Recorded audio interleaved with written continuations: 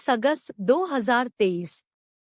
प्रातः मुरली। ओम शांति। बापदादा मधुबन। मीठे बच्चे, यह पुरानी दुनिया अब मिट्टी में मिल धूल छाई हो जाएगी, इसलिए इस धूल में मिलने वाली दुनिया से अपना बुद्धियोग निकाल दो। प्रश्न: मनुष्यों की कौन सी चाहना एक बाप ही पूरी कर सकते हैं? उत्तर: मनुष्य चाहते हैं शांति हो, लेकिन अशांत किसने बनाया है यह नहीं जानते हैं। तुम उन्हें बतलाते हो कि 5 विकारों ने ही तुम्हें अशांत किया है। भारत में जब पवित्रता थी तो शांति थी। अब बाप फिर से पवित्र प्रवृत्ति मार्ग स्थापन करते हैं, जहां सुख शांति सब होगी। मुक्ति, जीवन मुक्ति की राह बाप के सिवाय कोई बतला नहीं सकता। गीत: इस पाप की दुनिया से। ओम शांति। यह किसका सत्संग है? मनुष्य सत्संगों में जब जाते हैं तो कोई न कोई साधु संत महात्मा आदि गद्दी पर बैठ शास्त्र आदि सुनाते हैं, परंतु वहां एम ऑब्जेक्ट कुछ भी नहीं रहती। सत्संग से क्या प्राप्ति है यह कोई को पता नहीं। ऐसे भी नहीं गुरु के सिर्फ फॉलोअर्स ही उनके पास आते हैं। नहीं, जो चाहे जाकर बैठ जाते हैं, फॉलोअर्स हो या कोई भी हो, किसी भी धर्म वाला हो। समझते हैं फलाना महात्मा आया है, झट भागते हैं। उसको कहा जाता है सत्संग। महात्मा आदि कोई न कोई वेदशास्त्र की ही बातें समझाते हैं। वास्तव में सत परमात्मा तो एक ही है, बाकी है मनुष्यों का संग। सत परमात्मा ही नर से नारायण बनने की सत्य कथा सुनाते हैं। सत्य नारायण की कथा होती है पूर्णमासी के दिन। अभी तुम जानते हो कि सच्ची सच्ची पूर्णमासी यह है जबकि रात से दिन होता है। तुम 16 कला संपूर्ण बनते हो। वास्तव में ज्ञान सूर्य को कभी ग्रहण नहीं लग सकता। ग्रहण तो इन सूर्य चांद आदि को लगता है जो पृथ्वी को रोशनी देते हैं।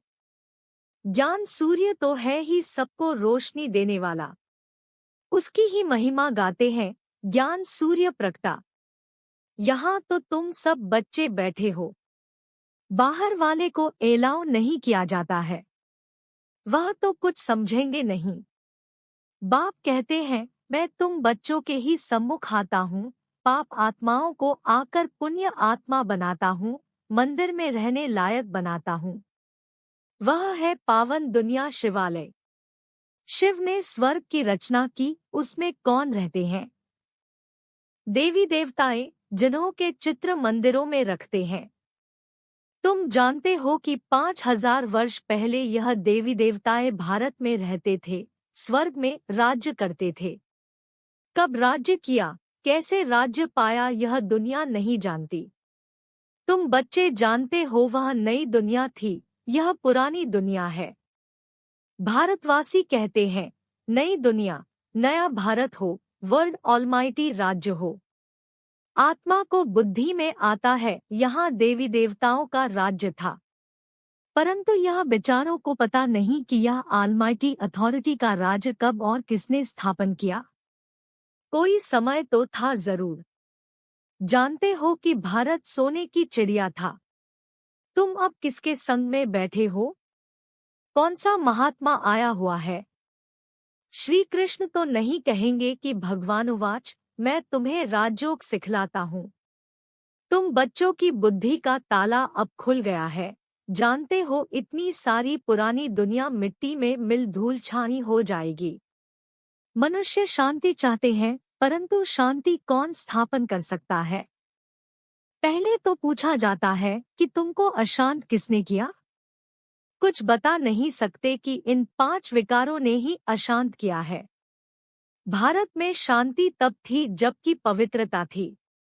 पवित्र प्रवृत्ति मार्ग में ही मनुष्य बहुत बहुत सुखी थे। अभी अपवित्र पतित प्रवृत्ति मार्ग हो गया है।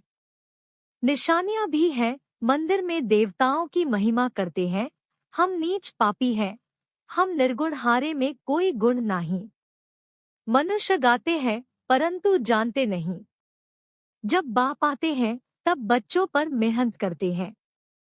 बाप आते ही हैं बच्चों के पास। यहाँ कोई साधु संत आदि नहीं बैठा है, यह तो देहधारी है। तुम्हारी नजर ऊपर में है। हम शिव बाबा से सुनते हैं, किसी देहधारी तरफ दृष्टि नहीं है। कृष्ण भी देहधारी बच्चा है, गर्भ से जन्म लेता है। हर एक आत्मा को अपनी देह है, शिव बाबा को अपनी देह है नहीं। नाम तो देह शरीर पर पड़ता है, आत्मा का नाम तो आत्मा ही है। कहते भी हैं महान आत्मा पाप आत्मा। पाप परमात्मा तो कभी नहीं कहा जाता है, फिर अपने को परमात्मा कैसे कहला सकते? परमपिता परमात्मा तो एक ही है, वह है सुप्रीम बाप, परमधाम में रहते हैं। तुम कहते हो परम आत्मा सुप्रीम, वह है निराकार। उनको मिलाकर नाम पड़ गया है परमात्मा। उनको ही सभी याद करते हैं। नयनहीन को राह दिखाओ प्रभु, बुद्धि ऊपर चली जाती है परमपिता तरफ, जबकि सब राज बताने वाला वह परमपिता परमात्मा ही है। निर्वाण धाम को मुक्तिधाम कहा जाता है। जो जो आत्माएं पहले आती है वह जीवन मुक्ति में है, पीछे फिर जीवन मुक्ति से जीवन बंध में आती है। बच्चे जानते हैं पवित्रता सुख शांति है ही सतयुग में, जबकि एक राज्य होता है, उसको ही अद्वैत राज्य कहा जाता है। फिर द्वैत राज्य अर्थात देविल का राज्य होता है। पहले तो एक धर्म था, अभी तो अनेकानेक धर्म है। बच्चे इस सारे सृष्टि चक्र को अच्छी रीति नंबरवार पुरुषार्थ अनुसार जानते हैं, और कहाँ एम ऑब्जेक्ट नहीं है। तुम बच्चे जानते हो कि इस झाड़ का बीजरूप परमात्मा ऊपर में है। पहले पहले सतयुग की रचना होती है, फिर सतयुग से त्रेता बनता है। सारी सृष्टि पुरानी तमोप्रधान बननी ही है।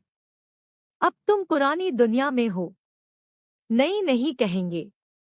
नई सृष्टि तो सतयुग थी, कलयुग को पुरानी सृष्टि कहा जाता है। पुरानी होने में भी टाइम लगता है। पहले नई थी अब पुरानी है। भारत में आजकल सब चाहते हैं नई दुनिया हो, उसमें नया भारत हो, वर्ल्ड ऑलमाइटी अथॉरिटी राज्य हो। देवी देवताओं का राज्य ऑलमाइटी अथॉरिटी ने ही स्थापन किया था। उस समय दूसरा कोई राज्य हो न सके। हर एक मनुष्य ऑलमाइटी अथॉरिटी अर्थात ज्ञान का सागर हो न सके। ज्ञान का सागर, सुख का सागर, यह महिमा एक परमात्मा की है। वर्षा भी तुमको उनसे ही मिलता है। बाप खुद कहते हैं कि मैं कल्पकल्प आता हूँ, आकर इस भारत को स्वर्ग बनाता हूँ। फिर आधा कल्प बाद तुम वह राज्य भाग्य गंवाते हो, माया से हार खा लेते हो।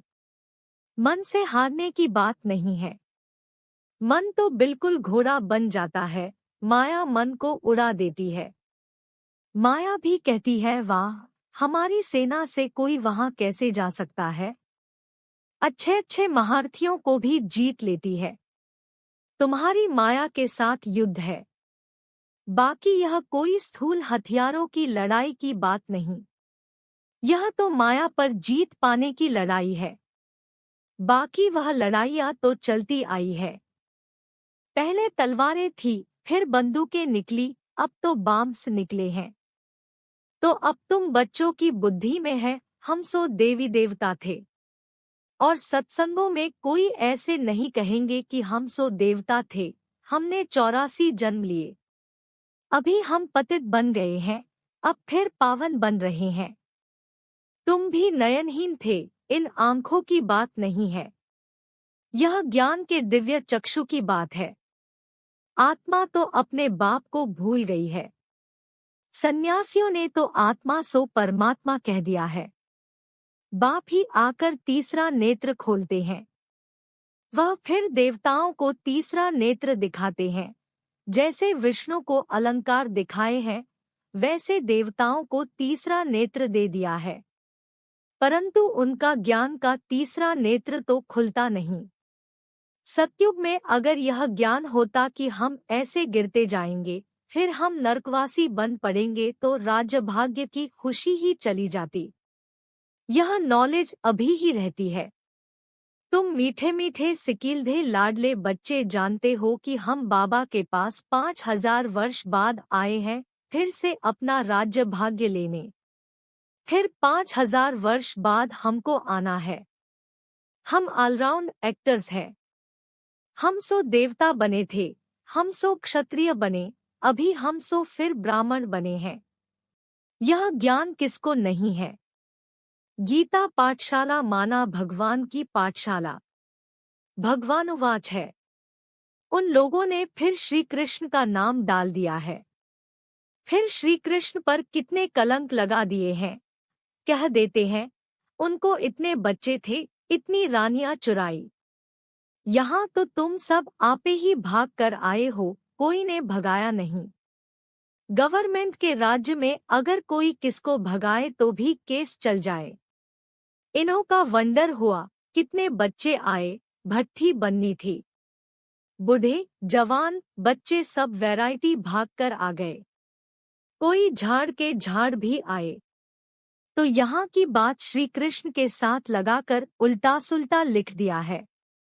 अखबारों में बड़ी धूमधाम हुई। अमेरिका के अखबार में भी पढ़ गया कि एक कलकत्ते का जवाहरी कहता है कि मुझे 16,108 रानियां चाहिए, अभी 400 मिलीलीटर है। तो यह सब खेल है। Nothing new. कल बाद फिर भी ऐसे होगा। ऐसे ही तुम्हारी भट्ठी बनेगी। तुम देख रहे हो कि कैसे स्थापना होती है। तुम मनुष्य से देवता बन रहे हो। जीवन मुक्ति दाता को अपना बनाने से सेकंड में तुम वर्षा पाने के हकदार बनते हो। जनक को भी सेकंड में साक्षात्कार हुआ। कहते भी है, हमको जनक मिसल ज्ञान दो। जनक ने तो त्रेता में राजाई पाई। बाबा ने पहले पहले समझाया, अभी तुम बच्चों की बुद्धि में है कि हमारे सामने कौन बैठा है। शिव के मंदिर के आगे बैल रख दिया है। बैल पर तो मनुष्य बैठेगा, निराकार शिव कैसे बैठेंगे? तो फिर शंकर को बिठा दिया है। कुछ भी समझते नहीं। गीत में भी सुना कि नैनहीन को राह दिखाओ। सब बुद्धिहीन अंधे हैं। प्रजा का प्रजा पर राज्य है। आगे राज्य राजा चलाते थे। कोई कड़ा विकर्म करते थे तो राजा फैसला करते थे। अभी तो प्रजा का प्रजा पर राज्य है। एक दो को के ऊपर जज है। वंडर है ना? यह बेहद का नाटक है। यह तुम जानते हो और कोई कह न सके। जो मिसल यह ड्रामा चलता ही रहता है। टिक टिक होती ही रहती है। दुनिया का चक्र फिरता ही रहता है। यह वर्ल्ड की हिस्ट्री ज्योग्राफी कोई नहीं जानते। कहते हैं पत्ता भी ईश्वर के हुक्म पर चलता है। परंतु यह तो ड्रामा है। मक्खी यहाँ से पास हुई, फिर कल बाद रिपीट होगा। ड्रामा को समझना है। मनुष्य ही समझेंगे। बाबा कितना अच्छी रीति समझाते हैं। बाबा वर्ल्ड ऑलमाइटी अथॉरिटी है। कहते हैं, मैं भी ड्रामा के बंधन में बांधा हुआ हूँ। मैं खुद आकर पतित को पावन बनाता हूँ। अभी तुम बाप से शक्ति लेते हो माया पर जीत पाने लिए। माया दुश्मन ने तुमको बिल्कुल कंगाल बना दिया है। न हेल्थ न वेल्थ है। अभी तुम समझते हो कि हम विश्व के मालिक बनते हैं। वहां तो हेल्थ वेल्थ हैप्पी सब होगा। परमात्मा को ही कहते हैं कि आकर राह बताओ, रहम करो, आकर मुक्ति जीवन मुक्ति दो। आत्मा ही पुकारती है, ओ बाबा आकर हमें दुख से छुड़ाए, स्वर्ग में सुखी बनाओ। गाया भी है दुख हरता सुख करता। बाप ने सुख दिया, फिर उनको स्वर्ग में याद करने की दरकार नहीं रहती। सब बच्चों को सुखी बना देते हैं। आगे 60 वर्ष की आयु में बच्चों को राज्य भाग्य दे खुद वानप्रस्थ में चले जाते थे।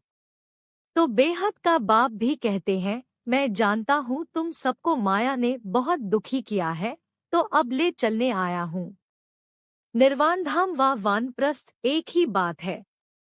वानप्रस्थ अर्थात वाणी से परे स्थान स्वीट साइलेंस होम। फिर जाएंगे अपनी स्वीट राजधानी में। अभी तो दुखधाम है। तुम कहते हो हम स्वदर्शन चक्रधारी बनते हैं और बनाते रहते हैं। संपूर्ण तो अंत में ही बनेंगे। कहते हैं स्वदर्शन चक्रधारी विष्णु व श्री कृष्ण है। यह कैसे हो सकता है? यह बातें तो तुम ही समझ सकते हो। स्वदर्शन पाधारियों को नशा होना चाहिए। शिव बाबा हमको स्वदर्शन चक्रधारी बनाते हैं। हम संपूर्ण अंत में बनेंगे, इसलिए अलंकार देवताओं को दे दिए हैं, क्योंकि तुम अभी संपूर्ण नहीं बने हो। तुमको अलंकार शोभेंगे ही नहीं। देवताएं हैं संपूर्ण, इसलिए उन्हों को दे दिए हैं। अच्छा, मीठे मीठे सिकीलधे बच्चों प्रति माता पिता बाप दादा का याद प्यार और गुड मॉर्निंग। रूहानी बाप की रूहानी बच्चों को नमस्ते। धारणा के लिए मुख्य सार। एक, बेहद ड्रामा के राज को बुद्धि में रख नथिंगन्यू का पाठ पक्का करना है। वाणी से परे रह वानप्रस्थ अवस्था में जाना है। 2, माया दुश्मन पर जीत पाने के लिए सर्वशक्तिमान बाप से शक्ति लेनी है। ज्ञान नयनहीन आत्माओं को ज्ञान नेत्र देना है। वरदान, मन को अमन व दमन करने के बजाय सुमन बनाने वाले दूरादेशी भाव। भक्ति में भक्त लोग कितनी मेहनत करते हैं, प्राणायाम चढ़ाते हैं, मन को अमन करते हैं। आप सबने मन को सिर्फ एक बाप की तरफ लगा दिया, बिजी कर दिया, बस। मन को दमन नहीं किया, सुमन बना दिया। अभी आपका मन श्रेष्ठ संकल्प करता है, इसलिए सुमन है। मन का भटकना बंद हो गया, ठिकाना मिल गया। आदिमध्यंत तीनों कालों को जान गए तो दूरादेशी विशाल बुद्धि बन गए, इसलिए मेहनत से छूट गए। स्लोगन, जो सदा खुशी की खुराक खाते हैं वे सदा तंदुरुस्त और खुशनुमा रहते हैं। कृपया आज की मुरली पर लाइक, कमेंट और चैनल को सब्सक्राइब जरूर करें।